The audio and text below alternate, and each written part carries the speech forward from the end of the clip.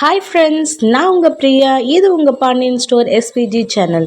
நம்ம சேனலில் business, savings, மணி ரிலேட்டடான வீடியோஸ் நிறைய கற்றுக்கிட்டு இருக்கு. நம்ம சேனலை சப்ஸ்கிரைப் பண்ணிக்கோங்க. 20,000 வருமானத்தில் நான் எப்படி 1 இயரில் 1,00,000 ரூபாய் சேமிச்சேன்னு பார்க்கலாம். நிறைய பெண்கள் இப்போ கூட 10,000 ரூபாய் சேலரியில் கூட குடும்பம் நடத்திக்கிட்டு தான் இருக்கிறாங்க. நம்ம இப்போ 20,000 சேலரியில் எப்படி சேமிக்கலான்னு பார்க்கலாம். இப்போ என் வீட்டுக்காரரோட மாத வருமானம் 20,000 ரூபாய். 20,000 எங்களுக்கு வாடகை ஒரு 25%, சேமிப்பு ஒரு 25%, செலவு ஒரு 50%. இப்போ வாடகை எவ்வளோ? 5,000 ரூபாய், சேமிப்பு ஒரு 5,000, செலவு ஒரு 10,000. இப்போ வாடகை 5,000 போயிடுச்சு, செலவு 10,000. என்னென்ன செலவுகள்லாம் அதில் இருக்கும்? நம்ம வீட்டில் பண்ணுற எல்லா செலவுகளுமே அதுக்குள்ளே தான் அடங்கும். இபி பில்லேருந்து, மளிகை பொருள்லேருந்து, காய்கறியிலேருந்து, நான்வெஜ்லேருந்து, கேஸ்லேருந்து, அதுக்கப்புறம் நம்ம வெளியில் போனால் சாப்பிட்றதுலேருந்து எல்லாம் இந்த 10,000க்குள்ளே தான் அடங்கும். அப்புறம் அதில் ஒரு ட்விஸ்ட் இருக்குது. என்னென்னா குட்டி சேமிப்பு. அது என்னங்க குட்டி சேமிப்பு? அந்த குட்டி சேமிப்பு தான் நம்மளுக்கு பெருசாக கை கொடுக்க போகுது. குட்டி சேமிப்புனா வேறு ஒன்றும் இல்லைங்க, அது பெரிய இம்பார்ட்டண்ட்டான விஷயம். கடைசியில் பார்க்கலாம். இப்போ நான் சேமித்தது 5,000 ரூபாய். 5,000 பணத்தை நான் எப்படியெல்லாம் சேமிச்சேன்னு பார்க்கலாம். இந்த 5,000 ரூபாய் பணத்தை எப்போவுமே சம்பளம் வந்த உடனே இந்த மாதிரி பங்கு போட்டுறணும். வாடகைக்கு 5,000, செலவுக்கு 5,000. இது முடிச்சுட்டு தான் சேமிப்புக்குன்னு நீங்கள் காசு தனியாக எடுத்தே வைக்கணும். அது வரைக்கும் நீங்கள் காசை இதில் இருந்தோ எடுக்கவே கூடாது. எப்போவுமே வாடகை காசு 5,000 காசு வந்த உடனே டிரான்சாக்ஷன் பண்ணிடுவோம் வாடகைக்கு. அதுக்கப்புறம் சேமிப்பு காசையும் அதே மாதிரி தான் எங்கெங்கே போடணுமோ, இதுக்கு செலவுக்கு காசை எடுக்கிறதுக்கு முன்னாடியே சேமிப்பு காசையும் நம்ம போட்டுறணும்.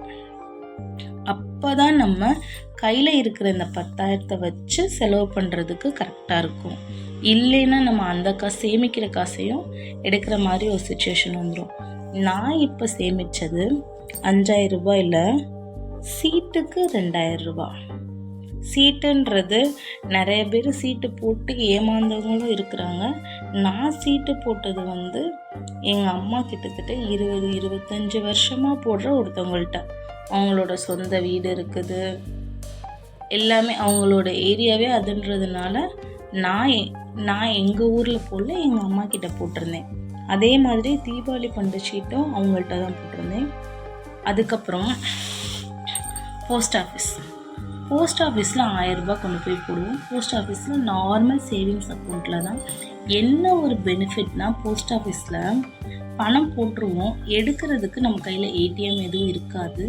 ஸோ அதனால் நம்மளால் போய் அவ்வளோ சீக்கிரத்தில் எங்கள் ஊரில் இருக்க போஸ்ட் ஆஃபீஸில் எடுக்க முடியாது. கிட்டத்தட்ட 2 ஹார்ஸ்லேருந்து 3 ஹார்ஸ் ஆகும்.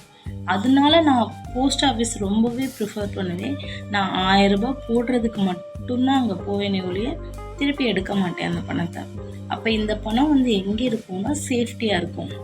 அதே மாதிரி நம்ம பேங்க் அக்கௌண்ட்டில் எப்போவுமே 1,000 ரூபாய் கிடக்கும். என்னோடய ஹஸ்பண்டோட சேல்ரி எப்போவுமே அவங்க அக்கௌண்ட்டில் தான் கிரெடிட் ஆகும். அப்போ நம்ம பேங்க் அக்கௌண்ட்டில் எப்போவுமே 1,000 ரூபாய் இருக்கிற மாதிரியே பார்த்துக்கணும். 1,000 ரூபாய் மந்த்லி போட்டுகிட்டே இருக்கணும். என்னோடய அக்கௌண்ட்டுக்கும் நான் ஏடிஎம் கார்டு வாங்கி வைக்கல. பெஸ்ட்டு என்னென்னா, நீங்கள் ஒரு சேவ் பண்ண போகிறீங்கன்னா அந்த பேங்க் அக்கௌண்ட்டுக்கு தயவு செஞ்சு ஏடிஎம் கார்டு வாங்காதீங்க.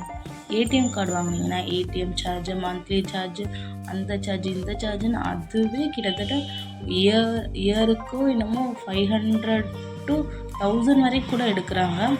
நான் என்னோட பேங்க் அக்கௌண்ட்டுக்கு ஏடிஎம் கார்டு வாங்கலை. அதனாலேயுமே என்னோடய பேங்க்கில் போய் என்னால் காசு எடுக்கிறதுக்கு குறைஞ்சபட்சம் 1 hour ஆகும். அதனால நான் பேங்க்கில் போய் இந்த போட்ட காசை எடுக்க முடியாது. அதுக்கப்புறம் சீட்டு, தீபாவளி பண்டு, போஸ்ட் ஆஃபீஸ் மொத்தம் சேர்த்து 4,000. இது எல்லாம் உங்களுக்கு எதில் இருக்கும்னா, உங்கள் கைக்கு திருப்பி எடுக்க முடியாத நிலைமையில் இருக்கும். இது உங்களால் நினச்சாலும் எடுக்க முடியாது. உங்களால் ஏதோ ஒரு ரொம்ப தவிர்க்க முடியாத எமர்ஜென்சிக்கு இந்த 1000 ரூபாயை பயன்படுத்திக்கலாம். ரொம்ப ரொம்ப தவிர்க்க முடியாத எமர்ஜென்சிக்கு மட்டும் இந்த 1000 ரூபாய் நான் போட்டது எப்போ எனக்கு ரொம்ப ஹெல்ப் பண்ணுச்சுன்னா, கொரோனா டயத்தில் தான் ரொம்ப ஹெல்ப் பண்ணுச்சு. கொரோனா லாக்டவுன் போட்டப்போ எங்கள் கையில் மந்த்லி சேல்ரி இல்லை. அப்போ நான் போட்டு வச்ச இந்த 1000 ரூபாய் தான் எனக்கு அந்த டயத்தில் ரொம்ப ஹெல்ப்பாக இருந்துச்சு. மந்த்லி க்ராசரி செலவுக்கு கிட்டத்தட்ட நான் போட்ட இந்த 1000 ரூபாயில் மட்டுமே 10,000மோ 15,000மோ இருந்துச்சு.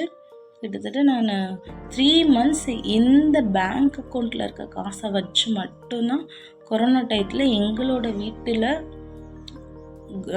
மளிகை ஜாமான் செலவுலேருந்து காய்கறி செலவுலேருந்து எல்லாத்தையும் 3 மாதத்துக்கு மேனேஜ் பண்ணேன். அதுக்கப்புறம் நம்ம இப்போ ஒரு மாதம் 5,000 ரூபாய் சேர்க்குறோம். 12 மாதத்துக்கு 5,000 × 12 60,000 தான். நீங்கள் என்ன 1,00,000 ரூபாய் சேர்த்துன்னு சொன்னீங்களே, என்னாச்சுன்னு நீங்கள் கேட்கலாம்.